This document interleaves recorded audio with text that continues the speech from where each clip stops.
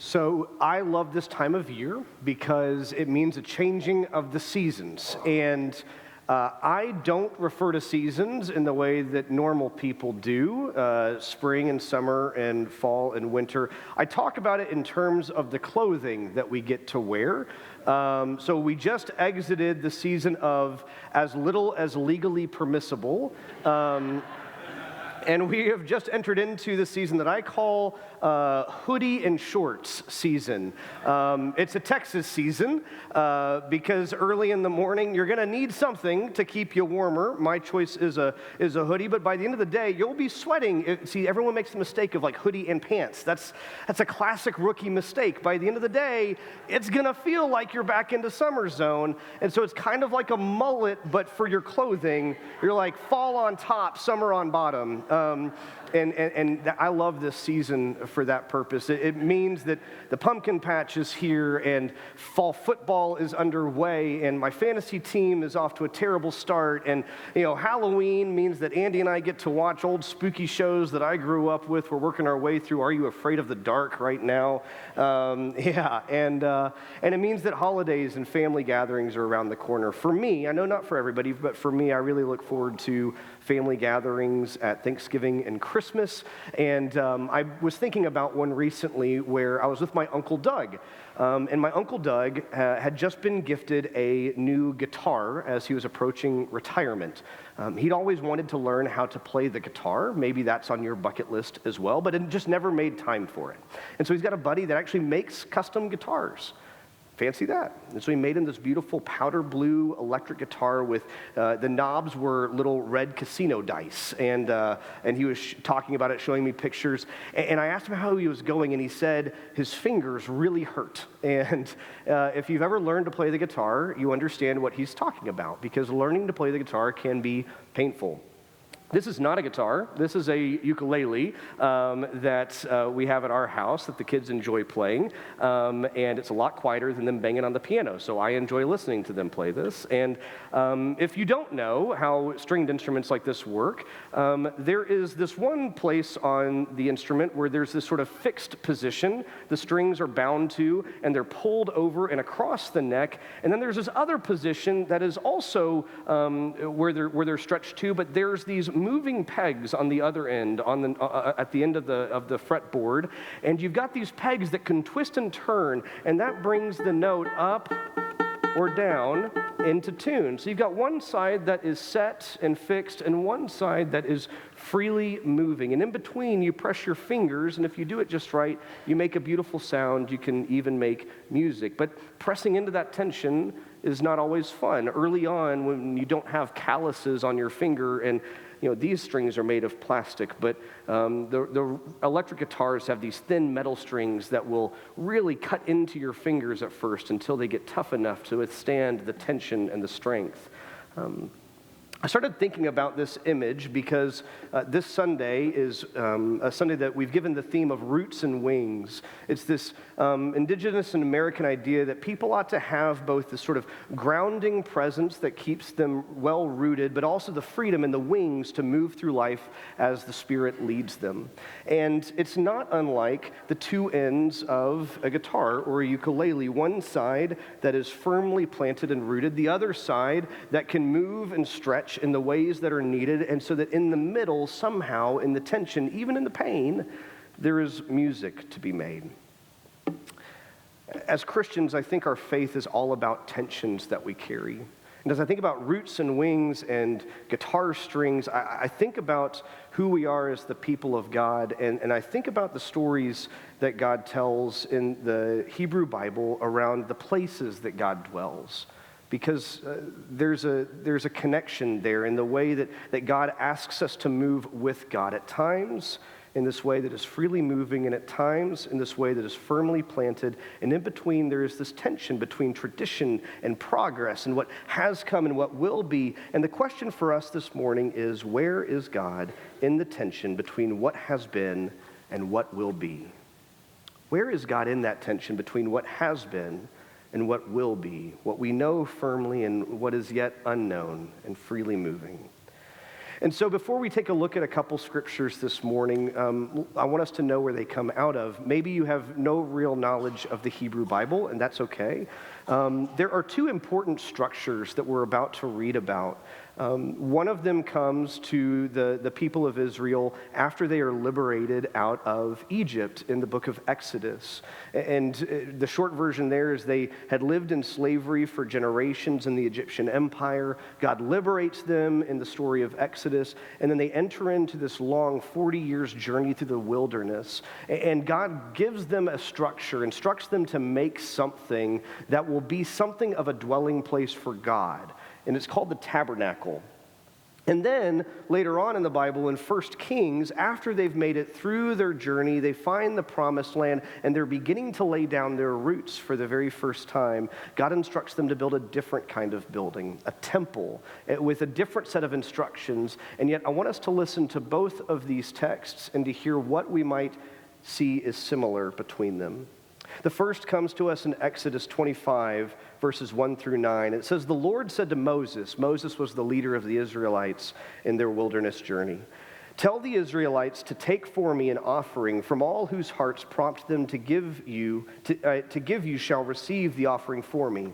This is the offering that you shall receive from them: gold and silver and bronze, blue, purple, and crimson yarns, and fine linen, goat's hair, tanned ram skins, fine leather, acacia wood." I actually don't know how to pronounce that word. I should know how to do that. I have a seminary degree. "Oil for the lamps, spices for the anointing oil and for the fragrant incense, onyx stones and gems to be set in the ephod and for the breastpiece. And have them make me a sanctuary," or a tabernacle, "so that I may dwell among them.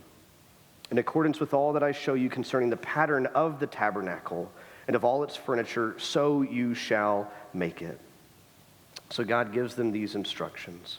And then later in 1 Kings for the temple, it says, "Now the word of the Lord came to Solomon," different leader, different time, different place, "concerning this house that you are building, if you will walk in my statutes, obey my ordinances, and keep all of my commandments by walking in them, then I will establish my promise with you, which I made to your father David. I will dwell among the children of Israel and will not forsake my people Israel." So Solomon built the house and finished it.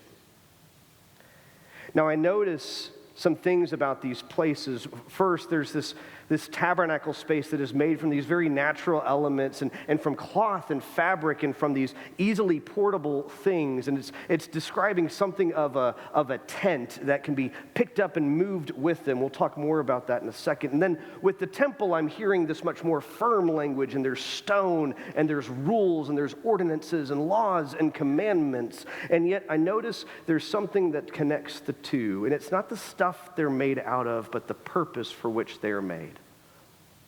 In both these texts, there's this phrase, "Have them make this for me," God says, "so that I may dwell among them." And then in 1 Kings, "I will dwell among the children of Israel." It may seem simple and obvious, but I don't want us to blink and miss it, that in these two different constructs, these two different ways of being with God, the thing that God cares ultimately most about is not so much the fabric or the ram's horn or the goat's fur or the stone or even the ordinances and the commandments, but so much so that it's the reason these places exist for God to dwell. That God's primary motivation is to be with God's people in every season, in every place, in every moment. Whether God's Spirit is where it has always been or whether God's Spirit is on the move with us, God is always dwelling with God's children. Now that sounds like tension to me, right? That sounds like a God that may be full of contradictions. How can God be still and also moving at the same time? And honestly, if we're sitting here today, wherever we are, and you think to yourself, a God that is firmly fixed and stands still in all eternity, or a God that is wildly moving with God's people, one of those may sound more attractive to you in this moment. Maybe you're in a season of chaos and something firm and solid sounds good to you. Or maybe you're in a season where you need God to meet you where you are, and maybe a wild and freely moving God sounds better to you. And yet, the story of God is telling us that God is both. So let's stop and consider what a faith in a God who would be only in the temple or only in the tabernacle might look like, and why we might need both. So first, let's talk about the God of the tabernacle. This is God at God's most free. The word tabernacle comes from the Latin tabernaculum. I know that's a real stretch, right? We really changed that one up into English. Tabernaculum, tabernacle, great. And it means tent, right? It's a large ornate tent that is going with the nomadic people as they journey through the wilderness. In fact, modern-day synagogues are modeled after the instructions given to the Hebrew people as they built this tabernacle.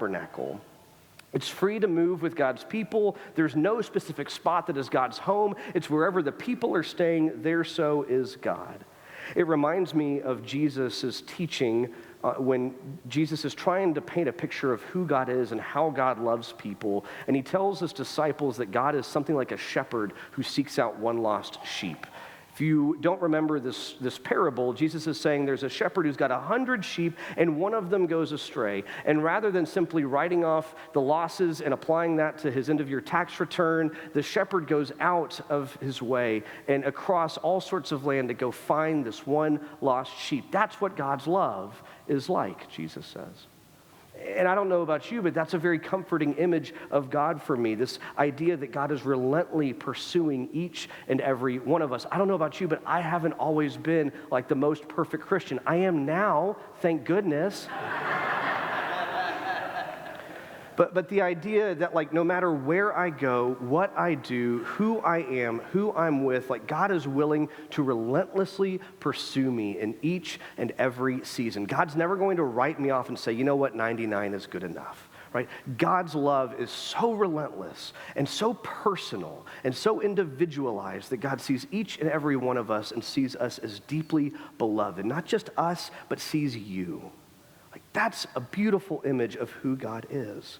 And maybe this sounds like an image of God that you would like to fully embrace, and maybe you find yourself more in sort of this, like, yeah, free and wild God, that's all I really need. And then I think about toddlers, maybe because I've got a couple in the home at the moment.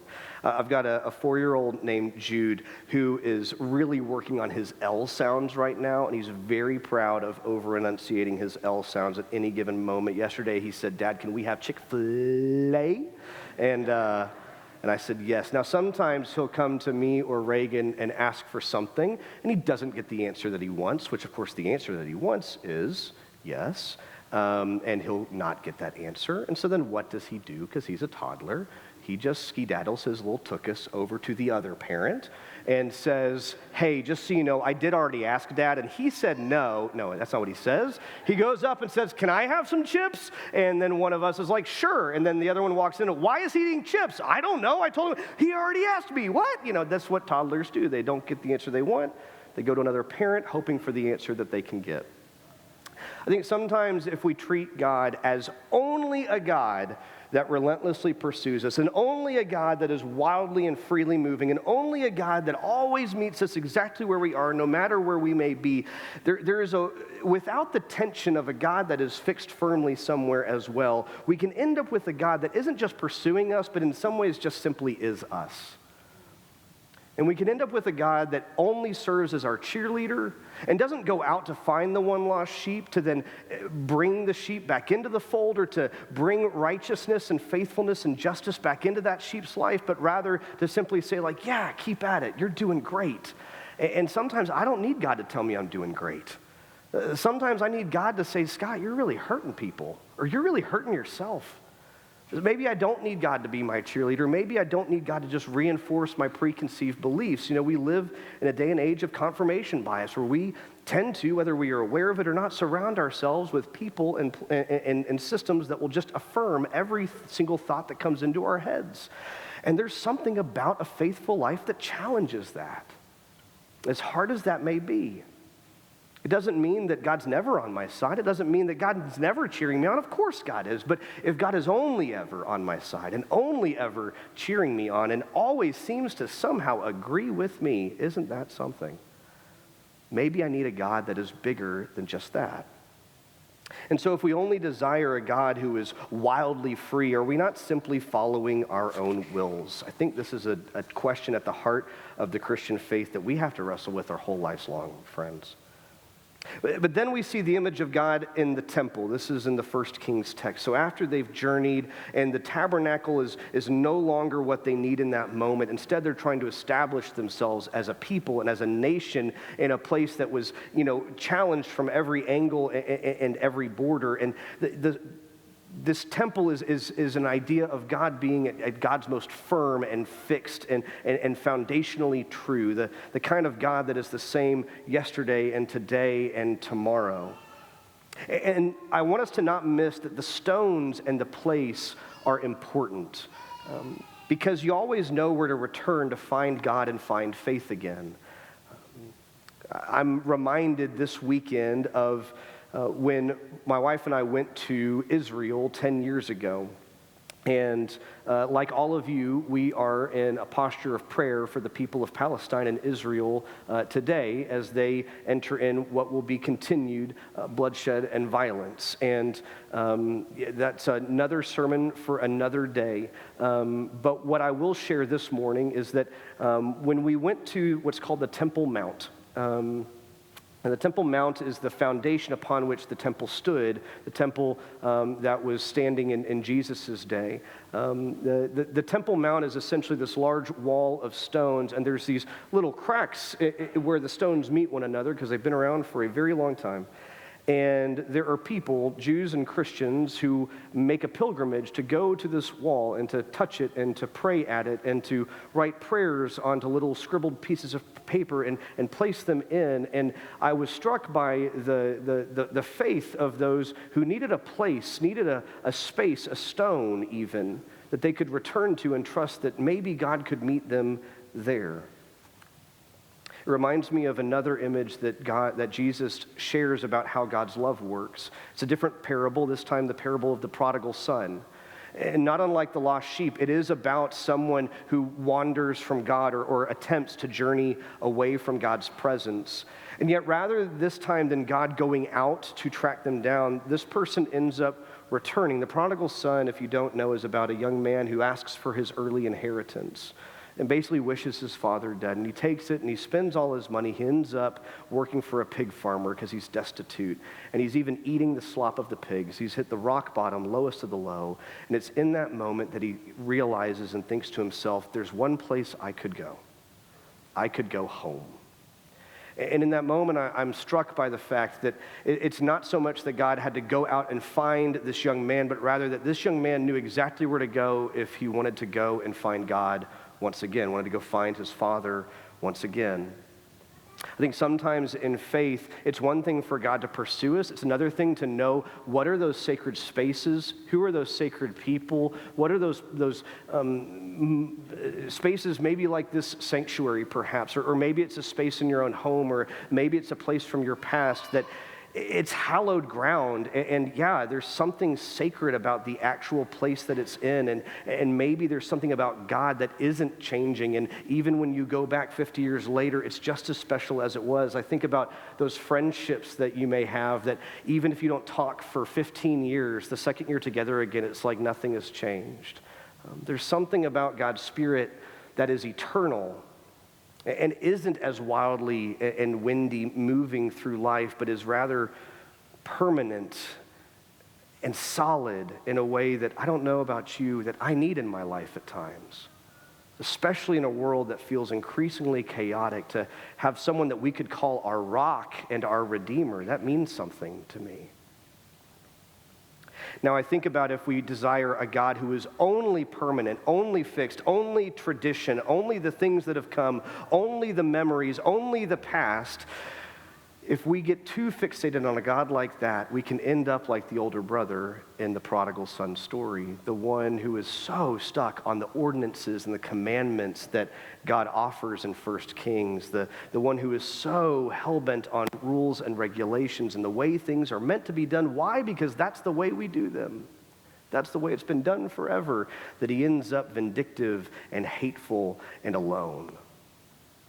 And it makes me realize that if I pursue a God who is only fixed, who is only tradition, who is only the things that I have known to be solid in the past, over time I'm going to find myself at a table set for one. And I'm going to shut myself off to the ways in which the Spirit, the great Spirit, is leading all of us into something new all of the time, because we're meant to pursue a living God. And so if ordinances and commandments and the way things have always been done, if those become our defining aspects of faith, does anyone truly ever measure up? I think the answer we might see is no.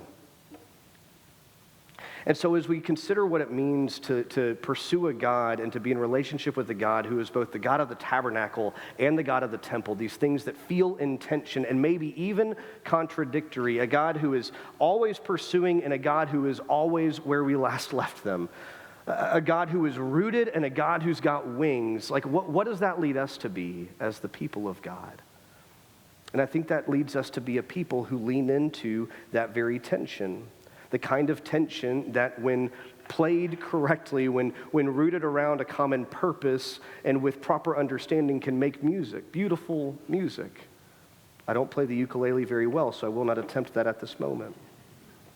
As Christians, I wonder if we can uplift an identity that proclaims boldly those essential fixed truths, the beauty of our tradition, the ways in which we know God has moved in the past and continues to move today, and yet also could we listen intently for the Spirit's free movements amongst us, leading us into tomorrow and what comes next. Maybe some days we need to be a people of a temple, and some days we need to be a people of a tabernacle. Some days we need that firm foundation, and some days we need God to send us on the move and into the wilderness. Maybe we truly need both, and thank God we have a God who is both.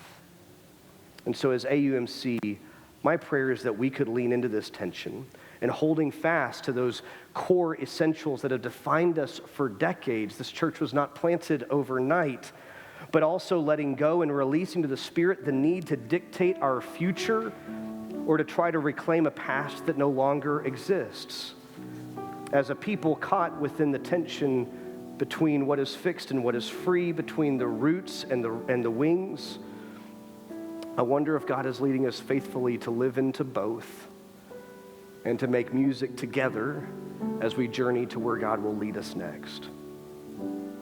I give thanks for a God of the tabernacle and the temple. I give thanks for a God who is large enough for both. I give thanks for a God who will pursue me relentlessly, and I give thanks for a God that is right where I need to find them. For all these things, let God's people say, amen.